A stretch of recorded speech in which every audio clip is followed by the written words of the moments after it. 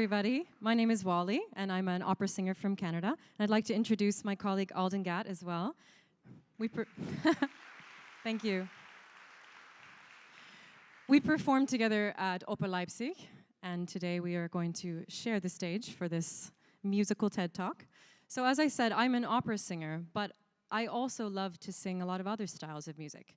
And today I'm going to talk to you about how I have found success and joy through embracing my versatility as an artist. So what is opera? For those of you who don't know, opera is a kind of theater.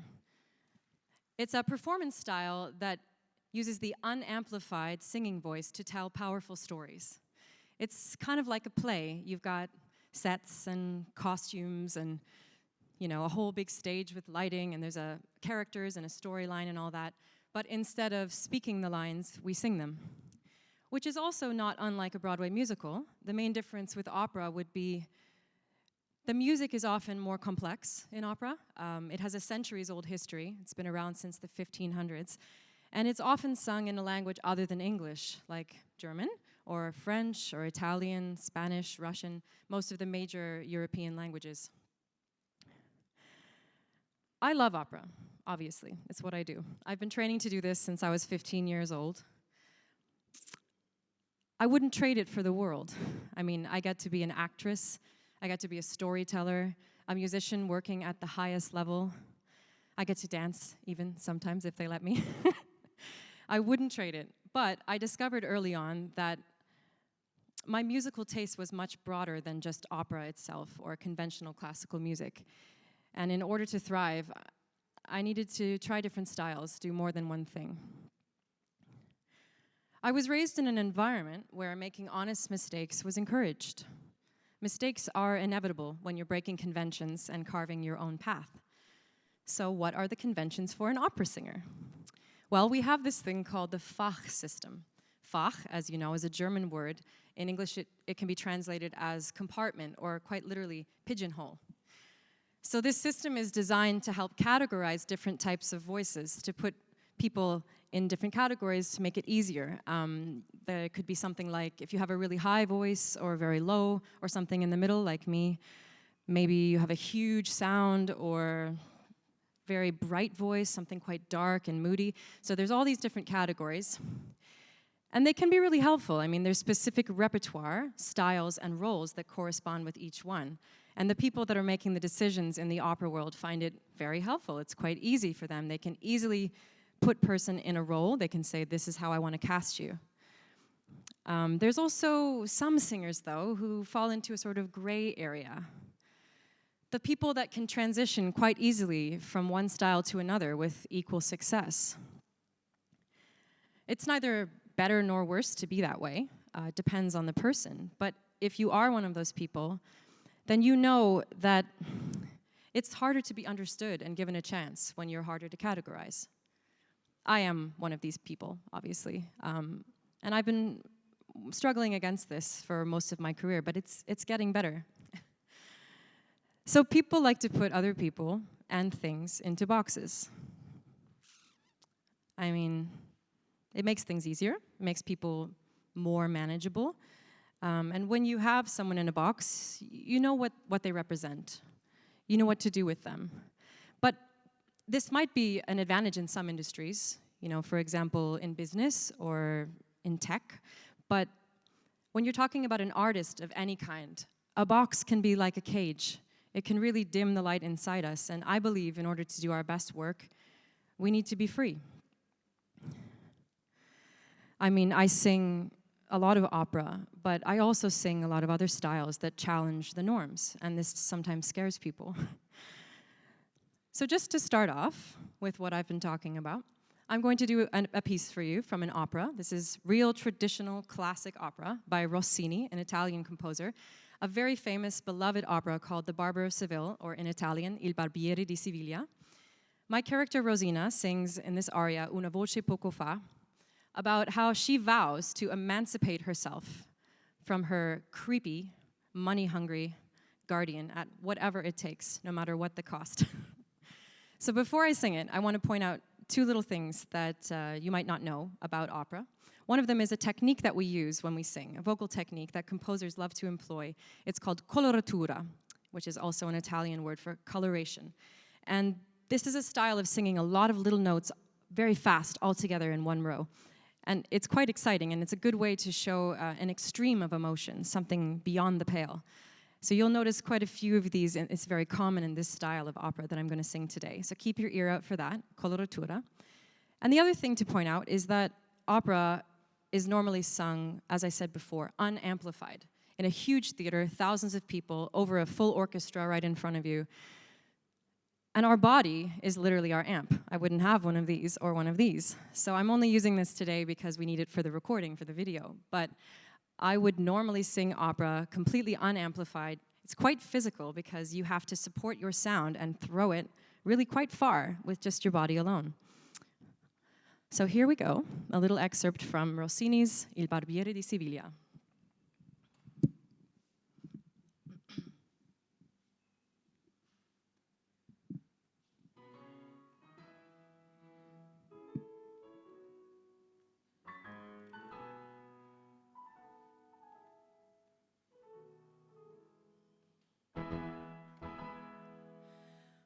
Una voce poco fa qui nel cor mi risuonò,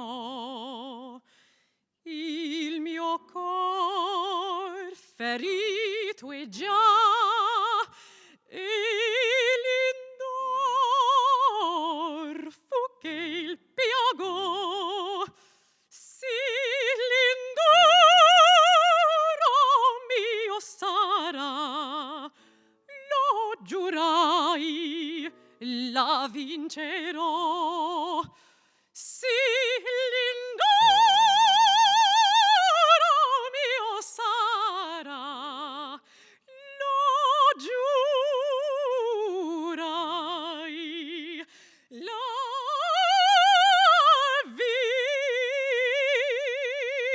vincerò.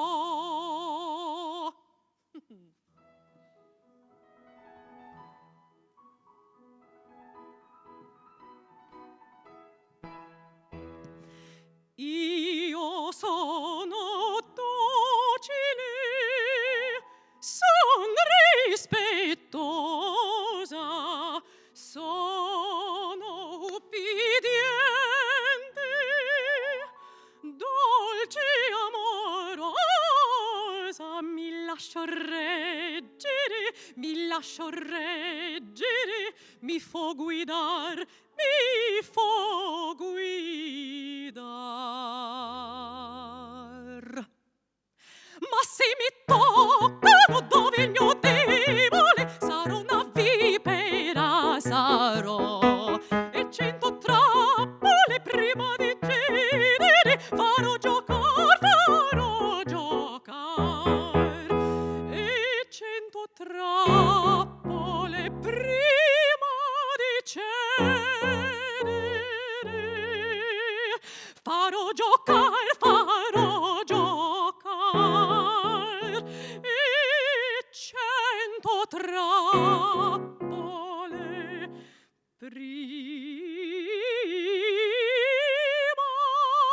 di cedere,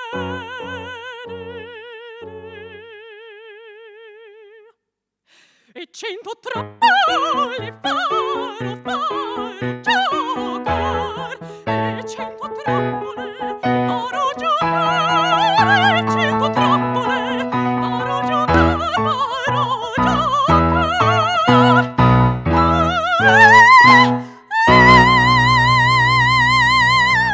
sì.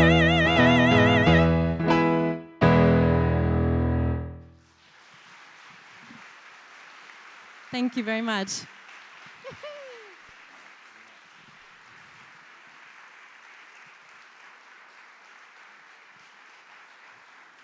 Thank you, thank you. Isn't that fun? Who says opera's stuffy for old people? It's great. It's just really fun. I love that piece. This character, Rosina, she's a powerhouse, and it's a lot of fun to sing. So obviously I love it, but it's not my everything. you know, I have a lot of other interests in music, and as I said before, I knew, and I still know, that I couldn't limit myself to just one thing. Every new thing I try improves every other thing I sing, really, across the board, consistently. For example, if I were to do a Broadway concert, I come out of that with a renewed sense of rhythm, and I'm reminded to be a better communicator because of the more immediate style of Broadway and the fact that it's in English as well. Or if I were to do a jazz concert, I get my creative juices flowing, and I bring that sense of improvisation and soulfulness into my opera or classical song repertoire. Every new thing I do makes me a richer and a deeper artist all around. And I also find it personally quite easy to switch between styles. Not sure why, but in fact, sometimes it's even easier because it keeps things interesting for me. It keeps it fresh and inspiring. Growing up, I sang literally everything. I would sing along with the radio, whatever was on, whatever CD my parents had on in the house, and my dad was an adventurous rock radio DJ, so there was a lot of that. I think the first song I ever learned was Nirvana's Come As You Are. I was in a jazz band in university.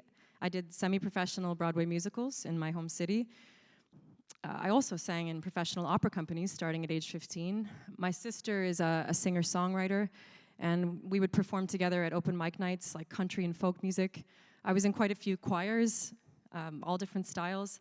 So really, I've always been doing everything and loving it all, and I've also always known that I couldn't give that up.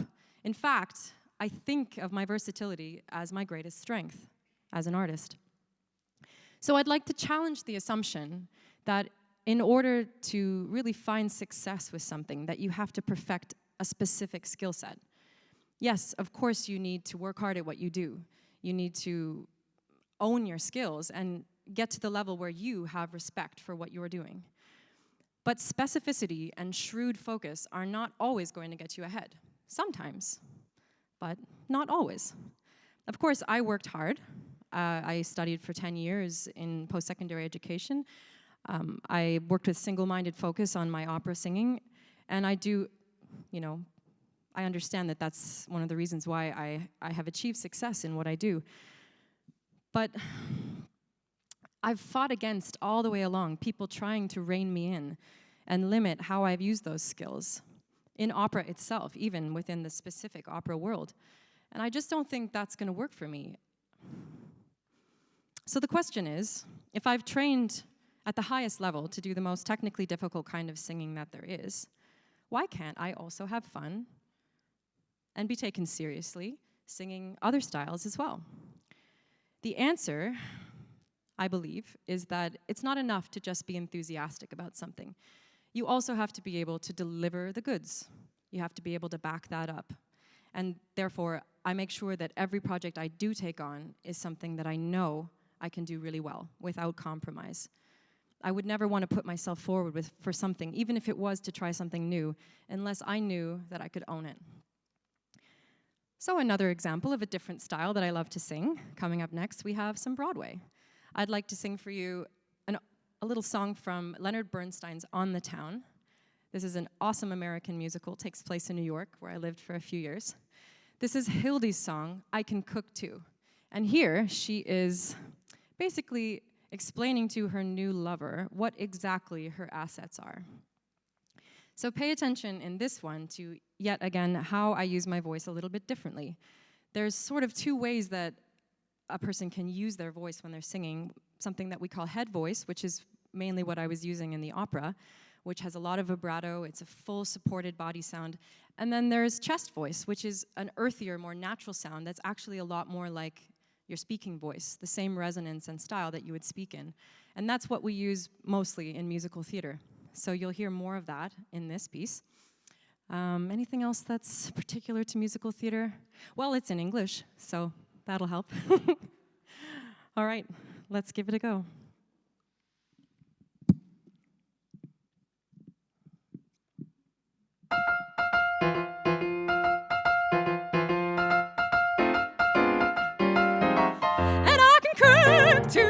On top of the rest, my seafood's the best in the town. And I can cook too. My fish can't be beat. My sugar's the sweetest around. I'm a man's ideal of a perfect meal, right down to the day me toss. And I'm a pot of joy for a hungry boy. Now, baby, I'm a cooking with gas. Oh, I'm a gumdrop, a sweet lollipop, a brook trout right out of the brook. And what's more, baby, I can cook.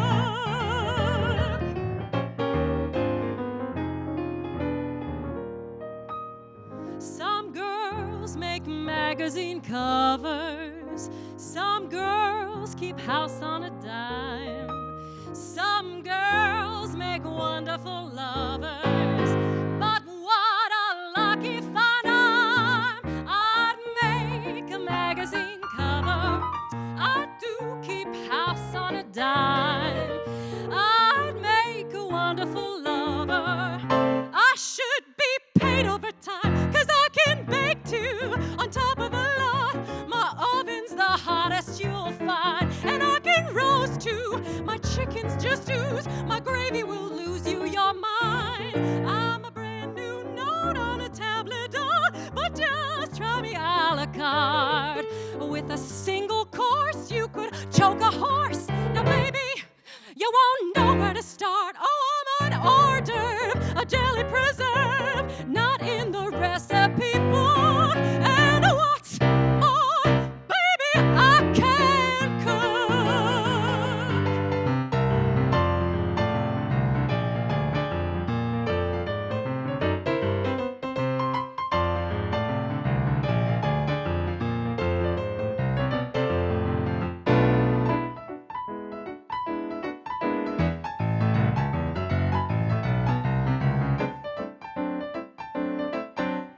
Baby, I'm cooking with gas. Oh, I'm a gumdrop, a sweet lollipop, a brook trout right out of the brook. And what's more, baby, I can cook.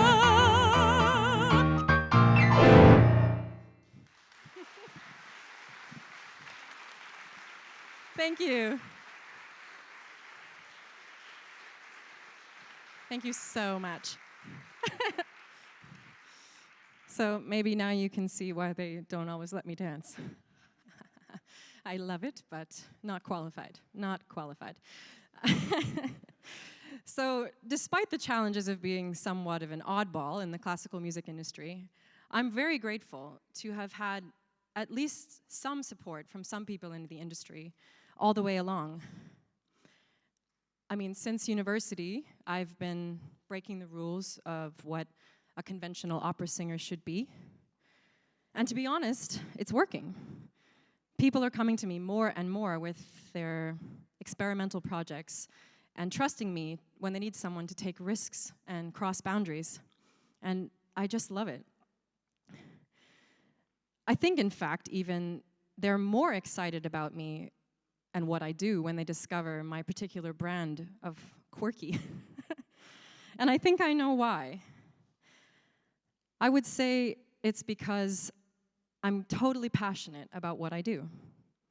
I'm all in. What I need to do to thrive is to embrace my versatility, and I'm true to that. I know it sounds cliche, but when you listen to your inner wisdom, your intuition, and do what you need to do, people will be super attracted to that. I think it's also important to say that even though it's safe, sometimes safer to stay within the box, inside the box, a person who's willing to take risks and make mistakes can bring something very special to the table. For my final piece, I would like to sing something, again, quite different. This will be an a cappella Irish folk song. Again, a different way of using my voice. It's more pure, simple, even more natural. And also, without the piano, it's unadorned. This is one of my favorite songs. It's called She Moved Through the Fair. And what I would like to leave you with is this.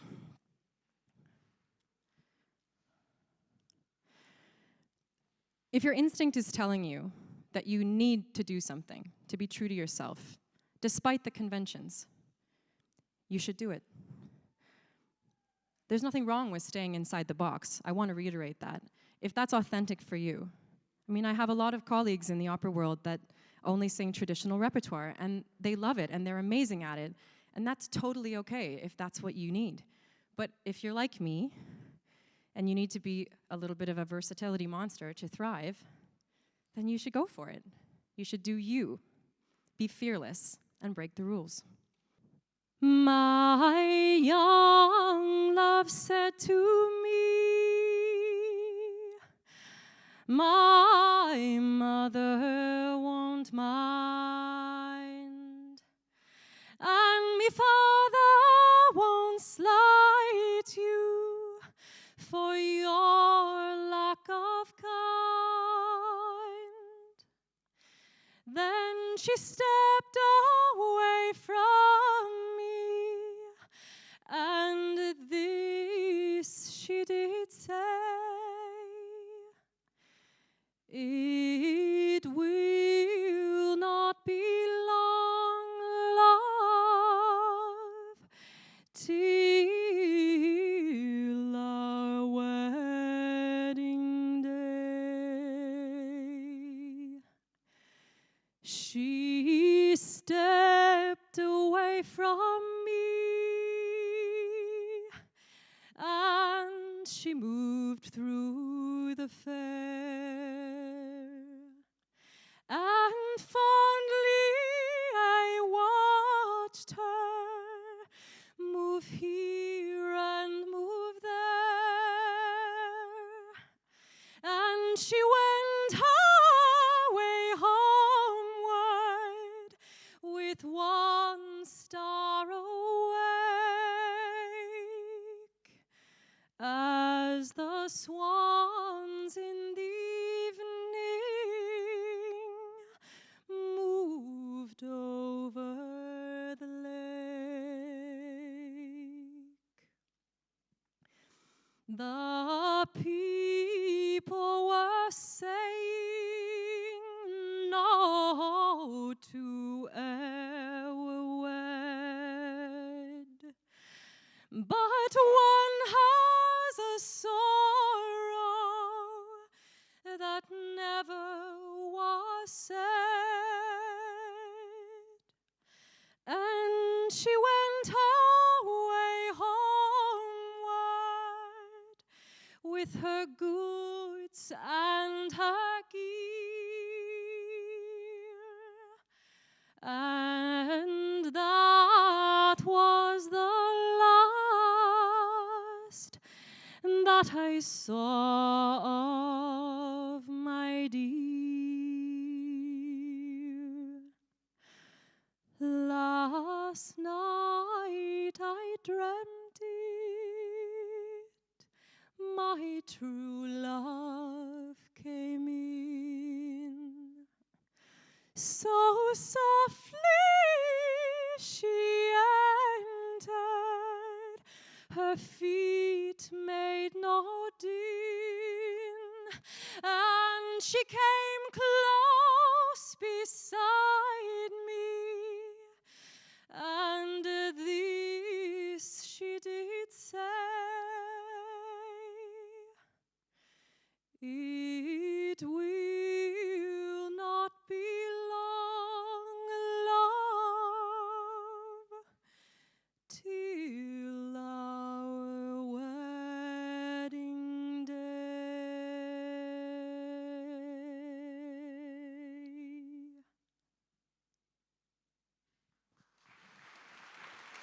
Thank you.